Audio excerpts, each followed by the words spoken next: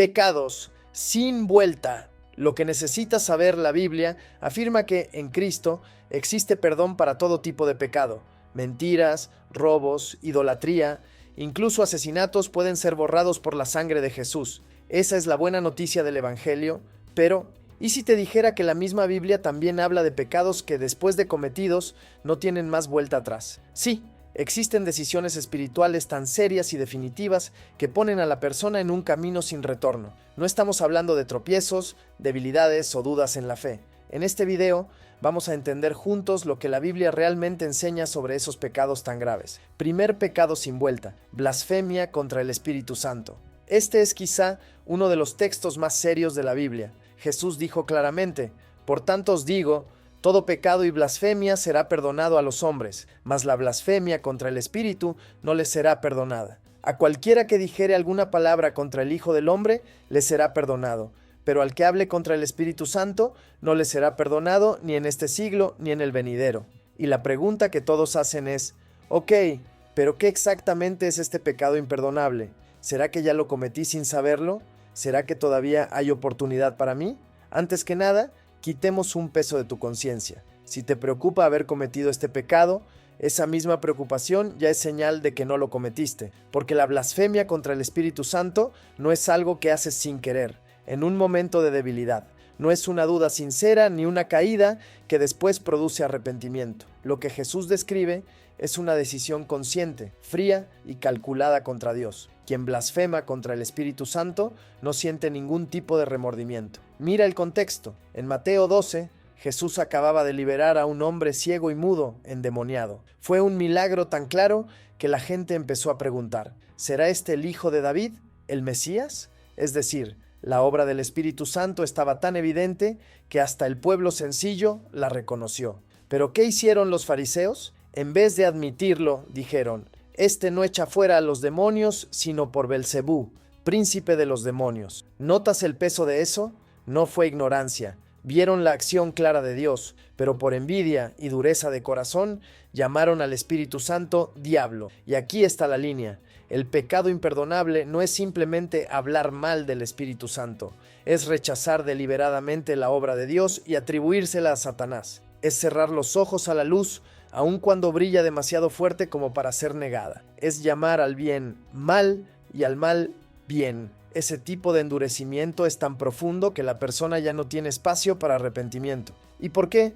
Porque es el Espíritu Santo quien convence al ser humano de pecado, de justicia y de juicio. Si alguien rechaza al Espíritu al punto de confundir su obra con la del diablo, esa persona está apagando la única voz que podría llevarla al arrepentimiento. Algunos teólogos incluso discuten matices. Unos dicen que esto solo pudo haber ocurrido en los días de Jesús, cuando los fariseos literalmente vieron los milagros con sus propios ojos y aún así los rechazaron. Otros amplían, afirmando que la blasfemia contra el Espíritu es vivir en incredulidad hasta el final, resistiendo siempre el llamado de Dios. Pero el punto en común entre estas interpretaciones es este: no es un pecado casual, es un rechazo definitivo y consciente contra el Espíritu de Dios. Segundo pecado sin vuelta: apostasía.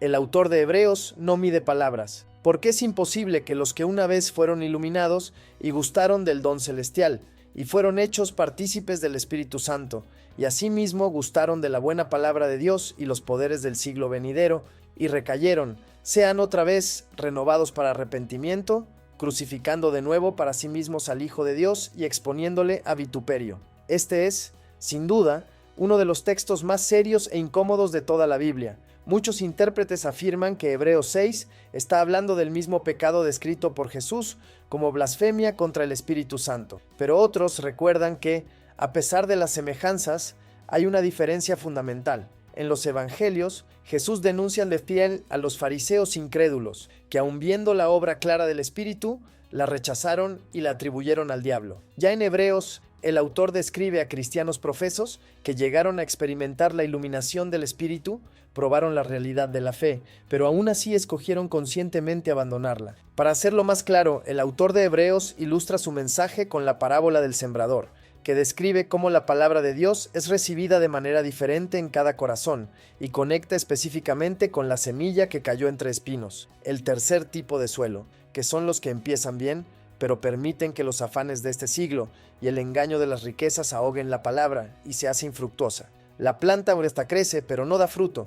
Aquí está una ilustración de la esencia del apóstata, alguien que tuvo experiencia real, pero se dejó derrotar por los espinos del mundo en vez de experimentar la vida que la semilla podría haber producido. El apóstata no es alguien engañado, es alguien que decidió conscientemente ahogar la semilla de la palabra de Dios en su corazón. Y aquí necesitamos diferenciar dos tipos de personas que a veces confundimos: el desviado y el apóstata. El desviado es alguien que se enfrió en la fe. Puede estar lejos, involucrado en el pecado, negligente en la vida espiritual, pero volverá. Experimentará lo que ningún apóstata podrá tener otra vez: el arrepentimiento. El apóstata, en contraste, no solo se enfrió, rechazó definitivamente la semilla que es la palabra de Dios. Para esa persona no existe más posibilidad de retorno. Todo apóstata es desviado, pero no todo desviado es apóstata. Por eso, la Biblia declara que es imposible renovarlos para arrepentimiento. No porque Dios sea incapaz, sino porque la misma persona ya vio toda la luz y decidió vivir en las tinieblas. Ya probó de la gracia y la rechazó. No es falta de evidencia, sino decisión final. Y en ese caso, no queda nada nuevo en el Evangelio que pueda convencerlo nuevamente. Tercer pecado sin perdón: pecado de muerte. Veamos 1 de Juan 5:16 a 17. Si alguno viere a su hermano cometer pecado que no sea de muerte, pedirá, y Dios le dará vida. Esto es para los que cometen pecado que no sea de muerte. Hay pecado de muerte, por el cual yo no digo que se pida.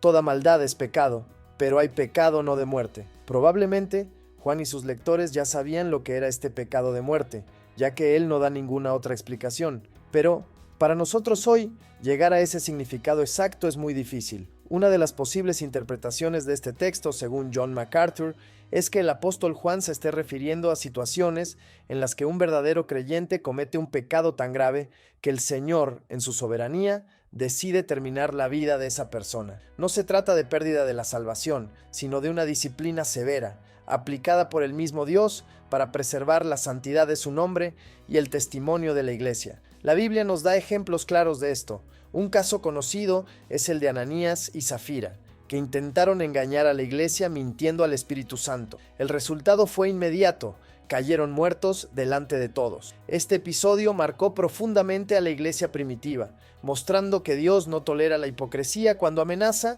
la pureza de su obra. Otro ejemplo está en 1 Corintios 11:30, donde Pablo advierte a los corintios sobre el mal uso de la cena del Señor.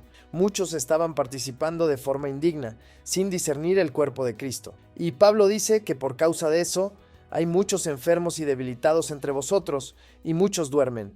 Aquí, dormir es una referencia a la muerte física. Es decir, Dios intervino de manera drástica, mostrando que la cena es un momento santo y no puede ser tratado con ligereza. Quien participa indignamente está corriendo serios riesgos de muerte. Esto sirve como advertencia para todos nosotros. La gracia no es una licencia para jugar con el pecado, aunque no siempre sea para muerte.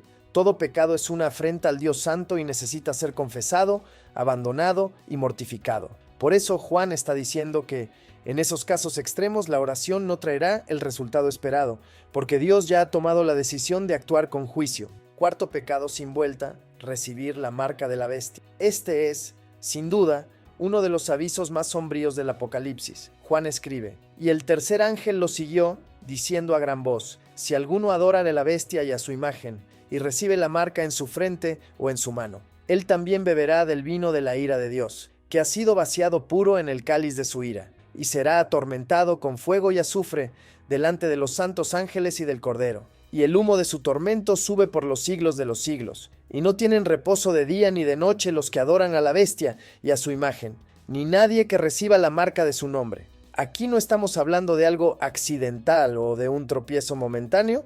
No es una vacuna ni cualquier otra cosa que alguien pueda recibir por error.